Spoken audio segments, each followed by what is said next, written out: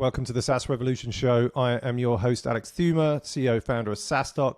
Delighted to be joined today by Carl Fritjofsson, who's a general partner at Creandum. Welcome, Carl. Thank you very much. Glad to be here. Good to have you on the podcast. So I assumed that you were dialing in from Sweden, but I couldn't be further from the truth. Whereabouts are you at the moment, Carl? I'm all the way over in California, so I actually run Creandum's San Francisco office. Been based out here for 10 plus years now. Came over as a founder, actually, but going back and forth between Europe and the US is my everyday life. So I'm happy to be here, although I dialed in maybe more further away than you expected me to. Yeah, I can slightly hear now the American twang with a little bit of the Scandinavian, obviously still very much there. And you come over to Europe a lot. Then, so like how often do you come over to Europe? And is that taxing? Is that quite tiring for you? With all the travel, or is it something that you kind of manage quite well? Yeah, I mean, it's the life that I know right now, and I don't mind it at all. I actually enjoy it quite a lot to be in two continents. So I travel roughly a week per month into Europe. Mm-hmm. And then I also get up very early. I usually start my days at 6 a.m. at least, in order to get enough time zone overlap with my colleagues and all the portfolio companies we have in Europe. So for context, Creandum has 4 offices, which is Stockholm, Berlin, London, and San Francisco. Mm-hmm. And the lion's share of our focus is doing early stage venture in Europe. And the reason why we have a US office is really to be a better and more informed investor in Europe, identifying some trends, better evaluate opportunities in Europe from the lens of what's happening in the US, but most importantly, to help our European companies expand into the US. So a lot of the stuff that I do is obviously work with our portfolio companies on that thesis to just help them go across the pond. But in addition to that, I try to source as much as I can and chase deals on the ground in Europe by being in and out, and obviously supported by my team on the ground there as well. Makes sense. And Carl, we always start with this question to try and get to know our guest a little bit more, as a person. So tell us, who is Carl Fritjofsson? Carl Fritjofsson, father of 2, venture capitalist, former founder, comes out of Sweden, as you alluded to. Yeah, started my career in management consultant, realized I didn't want to work with large corporates, and then stumbled into the world of startups, I would say. I didn't know anything about that, but I guess my ego served me in such a way that I wanted to play a bigger role in a company environment than I was allowed to in the kind of Fortune 500 clients that I was working with. So I ended up starting a company with a person who's now my wife. This was a bootstrap company. We knew nothing about entrepreneurship at the point of time. And we made it work. We luckily ran a business for, I think it was 14 years until that business eventually got acquired. And we scaled it slowly but surely. Eventually, we hired another management team that continued to run it. And the 2 of us served on the board of that business. But so after doing that for a few years, kind of learning the ropes about the world of startups, I actually then realized the world of venture. And there was not many firms available and doing early stage venture in Nordics, I should say, at that point of time. I was in Stockholm at this moment. And the Creandum was one of the few firms. So I actually got to know them mostly from an intellectual perspective. I enjoyed kind of the conversations and the intellectual challenges of trying to talk about an early stage idea in a company and the reason why it may or may not be successful. So because I was a part of the Stockholm startup ecosystem, I guess Creandum thought it was interesting to get to know me because I may see stuff before they did, and I was at all the meetups and that kind of stuff back during those days, right? So I was fairly deeply ingrained in that world. So they eventually extended an offer to hire me as an associate. So I joined Creandum, and this is 13-ish years ago or so, 13, 14 years maybe even. So I joined an associate, and I came into those corridors thinking, I'm a founder, I can now help other founders. But I suffered from imposter syndrome quite quickly and realized I didn't know much about that kind of venture-backed startup journey. I knew the bootstrap, slow-moving. And here we were trying to advise people what to do when they have $5 million in their balance sheet. And, those were things I'd never seen before, right? So I then decided I wanted to try another venture journey, a startup journey myself. So I ended up leaving Creandum, co-founding a business which was called Wrap, that ended up raising a seed round from Creandum. Okay. And this then led me down a path of, swinging for it. We eventually had a Series A done by Greylock over in the US, which sparked the move for me to move over to the US and into Silicon Valley. And we then continued to build the business from there. We sold the company after Series B, but it wasn't a major home run, to be honest, more of a soft landing. But it was a hell of a learning journey for me and really tested my capabilities as a founder to a massive extent. And then after that, I was now in the US, I'd done 2 companies. I was toying around with what to do next. And Creandum at that time, lucky for me, had actually already opened up a San Francisco office. And the person that originally opened that up was my colleague, Johan Brenner. And he then had decided to move back to Sweden. So Creandum was trying to figure out what do we do with our US presence. And obviously, I was a known entity for the firm, having initially been an associate with the firm and now a portfolio founder for a number of years. So I got the second offer to rejoin Creandum, basically. And that has been my life for the past, I guess, 7 years or so, that I've been heading up our US office and trying to learn how to become a venture investor for real. But enjoying it. It's good times, and it's the best job in the world. Very cool. So I'm really grateful. Very cool. And tell us, I mean, like before we get more into some of the venture stuff, then obviously having been a founder, you know, an operator, bootstrapped a business, then you did the venture-backed business, which was Wrap, right? Yep. You founded that, you raised seed, you got it through to Series B, you exited it. What were maybe some of the key learnings from the Wrap journey, I guess, that perhaps you can distill and share? Well, I think some of the things that we did really well with Wrap that I think are great learnings and takeaways for us is that we were fairly good at that point of time to like identify a couple of macro trends that were happening in consumer internet and the, I guess, the tech industry at large. And then marrying those trends together, we were able to build a really compelling story about what we're trying to build. So we were able to really position the company in what I think a lot of people perceived as something truly interesting and great. And, you know, the TLDR there was that mobile internet was starting to take off really fast. And couponing and Groupon at the time was a company that had gained a lot of traction to prove that brick and mortar retailers were hungry for new marketing channels. And then we had digital marketing which, you know, had reached some maturity already at this point in time. We're talking like in 2009-10 timeframe, I believe, right? So digital marketing was fairly established in the sense that people had an understanding of how you buy digital marketing and how you manage that funnel. And generally it's performance-based, it's fully transparent in terms of the kind of conversion engine. It's very targeted. You can switch it on or off based upon what you need, right? All these capabilities that digital marketing table stakes these days. But we felt there was an opportunity to kind of bring that intelligence, that marketing capabilities to the brick and mortar world. So, and then combined with kind of mobile internet and social media revolution and how your network suddenly became much more, I guess, explicit and managed through a social platform, predominantly Facebook at the time. Those were things that we were like, we took them in bits and pieces and created a really compelling story around Wrap that I think our customers, which were retailers, really loved. The investor community really felt it compelled that this was a big opportunity. And then our end users also saw that we were kind of building something new and unique for them. So those were things we did really well. We did a lot of mistakes, though, a lot of mistakes. I think the biggest one was that we decided to completely change our strategy and our own path and our own beliefs of what we needed to do at that point of time based upon externalities from the market and most importantly from competition. So we ended up going head up against Rocket Internet, who cloned us with a company called Dropgifts at the time. And as you may remember from those days, Rocket Internet was really this clone machine. Mm-hmm. They identified things that were taken off and then just out executing the original concept, or at least out executing the original concept in some other markets that were less prioritized by the original startup.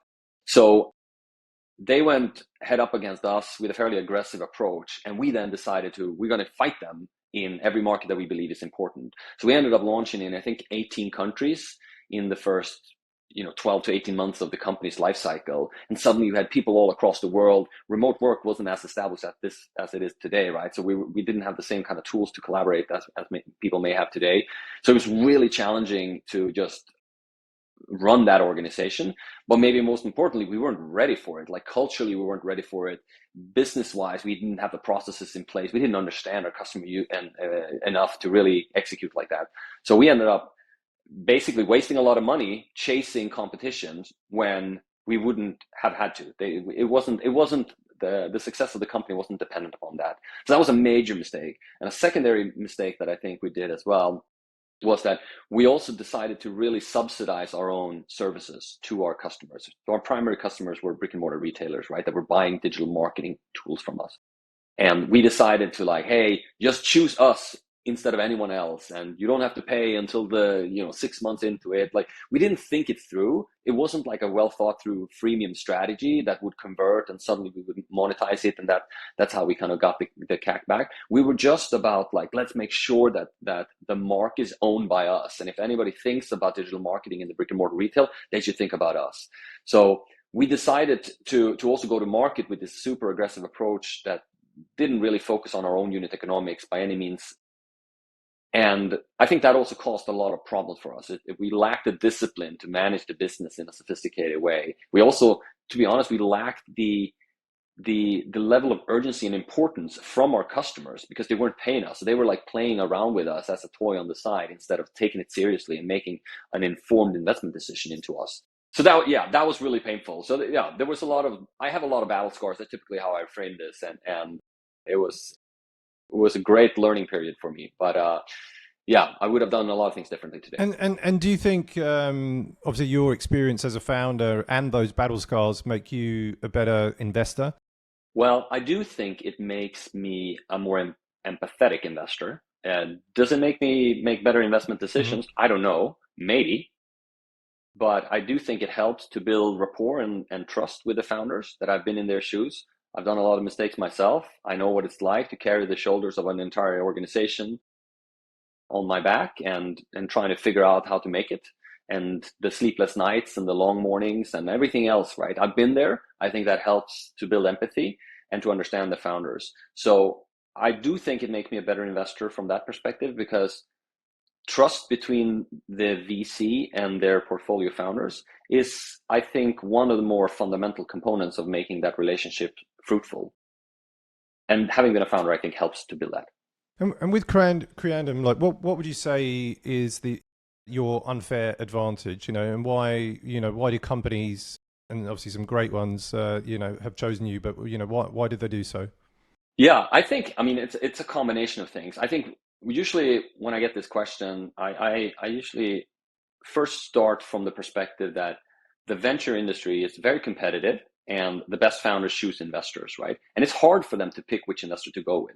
Our logo is predominantly green, someone else's logo is blue, someone else's red. And we have portfolio services that we provide with an amazing head of talent. Her name is Michelle. And we have enterprise sales support and data science support and all these bells and whistles, right? And each one of us at Creandum, we have various Rolodex that we can help with connecting our portfolio companies to potential candidates or to customers and the things. Every venture investor have these things, right? And these are just, I think of them as table stakes in order to just act on a high level in the world of venture. But what really separates us is how we act with our portfolio companies. I think that it's a fluffy one, but internally we focus a lot on our culture and making sure that there's a consistent front end experience of every person that interacts with Creandum. And I think in that context, I think there's two things that are important to state. One is how we think of our role, and we think of our role as service providers to the founders. Right? So service providers to the founders means that we're ready to roll up our sleeves and put in the work that is required. We don't only ask the smart questions, hopefully, but we also try to bring the solutions. We try to work with the founders. So we come into the room, whiteboard with them when things are trying to be solved, and we put force behind that and really trying to make stuff happen and help our founders. So I think that's just a level of ambition of how we think of ourselves. But the second one is also, we have a fairly strong underdog mentality at Creandum. We think of this journey that we're on. We're 20-year-old now. We actually celebrated 20-year anniversary last week. It was a great party, and we're happy everyone showed up. But in addition to the 20 years, like we've only gotten started here on our journey, right? And we're only as good as the next investment that we make or the next support that we provide to our founders.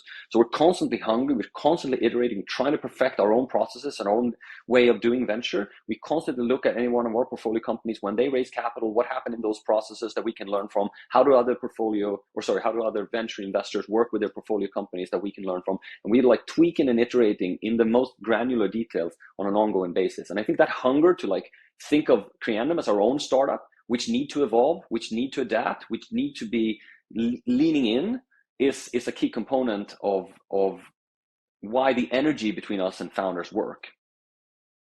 But then, more practically, I think what separates us against a lot of other early stage investors in Europe is that we have this multi-local kind of platform built up across our 3 offices in Europe and 1 in the US, where more or less every one of our companies aspire to this international expansion path, right? And we can help our companies locally with boots on the ground in the 3 of the most important tech ecosystems across Europe and the most important one in the world, which is obviously the US. So I think that also gives us some tangible boots on the ground proof points that we can really cater to and serve our founders. And for being a seed Series A investor, that's something that not everyone holds in Europe. So it's a long-winded answer to your question, but I think fundamentally, when you ask our portfolio founders why they like us, they will say because we like how it is to interact with Creandum.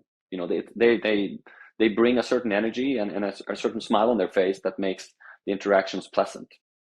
And then hopefully we say something smart every once in a while, but I'm not sure. Well, let's sort of segue into the topic that we wanted to talk about, which was what's required to raise venture when the world has changed. And I guess before we get into like what's required, sort of in your view, why has the world changed? What is the change? And what is the difficulty or the impact of raising venture? And then let's talk about what is actually required. Yeah. Well, I think we have to go back in history a little bit here and be honest with ourselves that the current market we're in today isn't that big of a deviation from what the last 20 years of our existence has looked like all the way throughout. It is the last few years that happened before the current market we're in, those were the true anomaly where things were crazy and wild. And things are different today compared to that, but things aren't dramatically different today than what they were before that boom cycle happened, right? And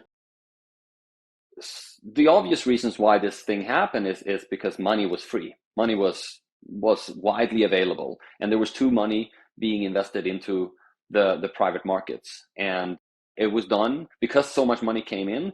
I guess the bar and the diligence of those investment decisions started to alter, and more companies got funded than deserved to get funded maybe, and people were paying prices that were far further away from what the true value and the risk reward looked like for those opportunities at that point of time. So with that in mind, I think today it's not as bad as some people may think it is, especially at the early stages. I think we ran some numbers, right? And growth has hit by far the hardest. It's down, I think, like fundraising in terms of money into growth rounds down like 80% from the peak. So it's a big haircut, right? And valuations, I think 60% or something like that for growth rounds. But keep in mind, a lot of growth rounds aren't happening, and the ones that are happening are only the most exciting ones. So maybe the true number is even further down than that in terms of valuations. So I think it is a different market today, but I don't necessarily think it's dramatically bad. Yeah. So not all doom and gloom then, especially at the early stage. And I think, as you say, in the growth, and not really any or many Series Bs and Cs are getting done, but predominantly our audience is in that sort of like earlier stage. So it's good news for you, the listener, to an extent. But if they are looking to raise, what should they expect? How should they prepare? What do they need to kind of focus on? Yeah. So, I quickly touched on valuation. I think it's just worth to throwing that out there. I mean, there are still a couple of founders that keep their blinders on and haven't fully grasped the fact that a 1 million ARR business isn't worth 150 million pre, as maybe some people paid it before. So I think there's a certain valuation adjustment that needs to happen. I think at seed, for example, it hasn't changed that much compared to what it was. I think our numbers showed it's down like 15% or something like that. And the Series A is down a little bit more, 38 to 40% or something like that. So valuation has come down. That's just important to state. But I think what maybe more importantly, what has happened is that the maturity of a company when they raise respective rounds seem to have gone up, right? So the more established seed rounds that are happening now are companies that are generally doing real revenues. And, we see seed rounds happening with companies that are doing between 0.5 and 1 million of ARR, right? and they're raising 3 to 4 million at seed terms, right? So those things happen. And then Series A, everybody used to think 1 million was the cutoff, and then you're kind of graduating into Series A territory. I think the 1 million ARR is rather 2 these days, and a lot of companies are raising Series A, which are far beyond 2 even. I mean, we've seen companies 3, 4, 5, 6 million ARR raising what they call the Series A at what we think reasonable Series A prices. So it's rare to raise a Series A below 1 million ARR these days. Series B, obviously the number starts trailing a little bit further, but I think you're approaching kind of the 10 million mark for a Series B rather than, let's call it 5-ish that it used to be before, or maybe even 4 to some extent. So things have changed in terms of maturity. I think growth expectations on companies hasn't changed much from what it used to be. We usually say, at least 2x year on year, ideally 3x plus is kind of the broad benchmark, at least for Series A. Sometimes it's hard to measure growth at seed, but usually we kind of think about something of a derivative of that kind of growth trajectory to look at for seed as well. And yeah, that hasn't changed. So basically the bar hasn't been lowered, right? VCs are still expecting high growth. And, to raise the big rounds, we're talking serious growth, like 4 or 5x year on year even. I think the irony of this is capital efficiency, which has become a topic, and it wasn't in the past, right? I mean, even the concept of burn multiple, which now is like at the core, heart and center of every board meeting that I'm at, like nobody asked about that a few years back. And I actually blame myself and our industry for not doing that. I think it was unwise that we had such a little focus on that component. But now this is heart center for everyone, right? And you can't grow at any cost anymore. That's also the thing. So the expectation is to grow fast, but not by just wasting money. So we're talking in the burn multiple for Series A is like 1.5 to 3x range, ideally 2 or below. And then for Series B, it becomes 1 to 2, ideally sub 1.5, I would say. So the expectations here are fairly high in terms of capital efficiency. And the combination of high growth, capital efficiency means there's just much fewer companies that are venture backable with this bar. So that's the current environment. And I can quickly touch on valuation again, just in terms of, so people have a sense of ARR multiples. I mean, what we see these days is that the medium is around 25x ARR for early stage rounds, like seed, Series A, Series B-ish, right? So the window is kind of 20 to 30 times ARR is typically where it happens for, I would call it like tier 1 rounds from prominent investors with strong performing companies. And, this was 100 in the last boom cycle, and maybe even more than 100 in some instances, right? So this gives you an indication, right? A 20x multiple on a 2 million ARR business, that's a company worth 40 million pre if they're raising 10 million. So that's 50 post. So that just needs to align with founders' expectations in terms of where the market is today. And then, of course, you have AI. That hype is real. All bets are off. Everything that I said doesn't matter. Idiot VCs love to follow major trends because we somehow outsource our conviction to the collective wisdom. And right now, our craziness is anchored around AI, and people are willing to pay any price there is for that.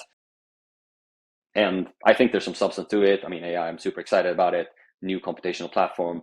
I mean, I really am excited about it, but I also am a little scared to see how the venture industry moved from one boom hype and everything crashed. And then we just found another one instantly in order to, it's like heroin for the venture industry somehow. We just need to chase it, and we find it in any instances. And just on AI, because I'm glad you brought that up, because I was going to ask about it, given it is the current sort of hype within the market. Do you think it's going to be sort of table stakes for like all SaaS companies when they're building their products now, at the early stage to have AI, baked in? What are your thoughts there? Yes, I'm bullish on this, but what I am yet to be proven is really whether all the value will be captured here, because I do think that, and I'm advising this to every company that I'm involved in, like put the work that you do, both internally of how you build your own processes, but also the end product experience, put that through a lens of generative AI to see where things can be improved, where efficiency can be gained, or where new value can be created. And I think the next generation companies will certainly have some kind of AI capabilities deeply ingrained in their DNA. I mean, you have to be an idiot today to run an engineering team without using certain kind of code editor AI tools out there, right? I mean, it's so good that everybody just has to have to do it right now. So I would say from that lens, everyone is already building products that are powered by AI. And then the question is, how much can you redefine the workflows that your SaaS products ultimately is there to cater to and serve? And what is the new value that a potential AI feature can bring to this? What I am excited about is that I'm excited about the fact that I do believe every major software category will be impacted by this generative AI component in the workflows, right? Eliminating certain manual tasks, changing what type of interactions I get from the software. Am I looking at data or am I learning from data? Right, just the prime typical example. And I do think what's interesting time right now from an investment perspective is that I do think you can look at any one software category, even though they have great big winners that are established respectable companies, and think, how can this change with a generative AI approach? And are there amazing startups out there trying to build that? You know, from CRM to HRIS to accounting software to anything else, right? Like the big categories can and will be changed from this. The scary part being an early stage investor right now is that we've already seen some of the incumbents completely embrace generative AI in their product experiences. I think Adobe is one prime example, Microsoft being another prime example, who are like deeply directing their vector into this space and redefining their own experiences with a pretty rapid pace. So early stage investors have always, we sleep on the innovator's dilemma book because that kind of feeds our own business. That there's the big ones eventually become so slow that they can't adapt to innovation, and that's what creates opportunity for the smaller people to come up and take over that market, right? That has been the case for many years, but now we're seeing these kind of tech first companies that are they've also read the book, clearly, and they are doing everything they can to not be disrupted from that paradox, and they seem to be executing fairly well on that. So that then brings me to so what are the opportunities? Like, which are the verticals or the applications that really become the opportunities here? And I do think there'll be a host of new vertical software and application specific processes that will create real value there, and TBD who they are. But I also would love to back some of these major large software categories, which can be redefined with this approach first, assuming they credibly can take on the giants, so to speak. Yeah, interesting. No, super sort of keen to see how this all plays out. But yeah, definitely, I think AI is the future, or it's here now. Let's move into the quick fire round, Carl. So let me ask you, what one thing has moved the needle the most for you in your career?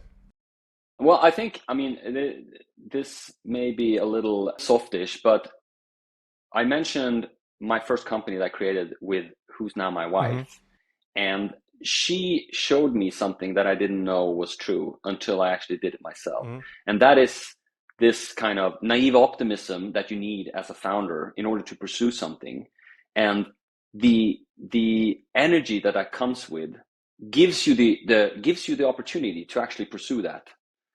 And that means much more than everything else. So I previously thought in order to become a founder or in order to become a leader of anything, you had to kind of earn the right. You had to build your credentials by doing things and working in an industry for many years. And once you had that, you had the stripes to basically take on the responsibility of building a new company in that category or taking over leadership of one category. But it turns out that energy beats brains, and a lot of founders need to not know too much about an industry, because then they realize the challenges and it just the risk feels too inherent. So my wife came from kind of nowhere and just decided to become an entrepreneur, and I was like, how could you? I mean, you're 6 years younger than me. That was a big age difference back in those days. We were in our 20s, and she's also a woman, and she didn't go to the best business school. Like, how could you, right? And all these things were like she just showed that there's another path here. And I think that kind of belief in yourself is something that I learned from her, and I think is one of the most important things for people in their career, to just realize you can do it. Just fucking do it. Yeah. Just go for it. And most people don't go for it. Yeah. Just by going for it means you stand out from 100 other people. And that gives you the opportunity to be successful. Yeah, 100%. Yeah, 100% agree with you there. What about best advice you've ever received? Yeah, the best advice I've ever received is something that spans on a similar vein, actually. This was my professor in university when I was doing my kind of final thesis. And he told me that energy beats brains. And that's something I hold true today.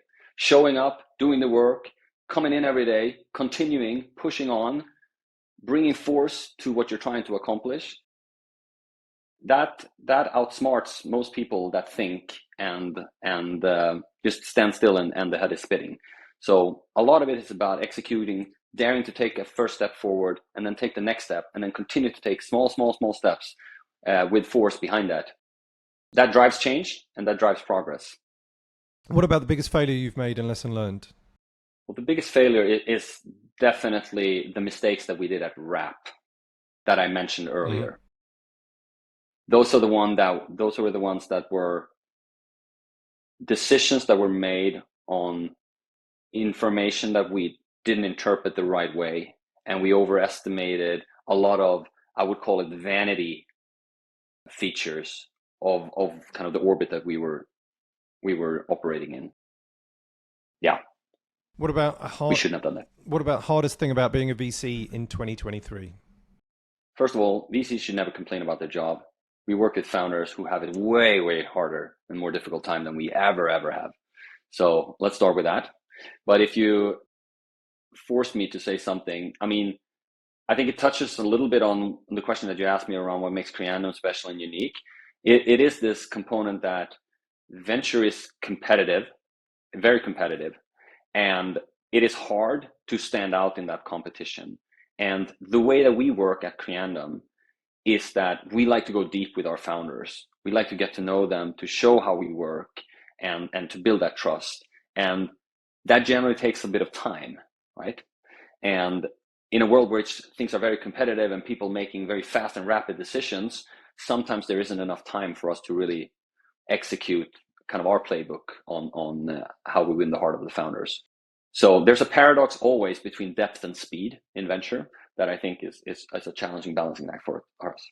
As we wrap it up, obviously we're very grateful that you're going to be flying over from LA to join us in Dublin at SaaStock next month, on the 16th to the 18th of October. What will you be speaking about at SaaStock? And I'm assuming, have you been to Dublin before? You know, what are you looking forward to at the conference? I have been to Dublin. I'm really excited to come back. It's actually been 10 years since I was there, so it's been a moment. But super excited to come back, and obviously grateful that you'll have me. Yeah, I'm going to bring out a portfolio founders of ours, which is a guy named Kaveh from a company called PlanHat. They operate a SaaS tool for kind of customer success management. Mm-hmm. And we're going to try to kind of break down what really drives enterprise value in a company, and what are the important things to consider as you design your own go-to-market and your own business model. And then how Kaveh has really operationalized this in his own business.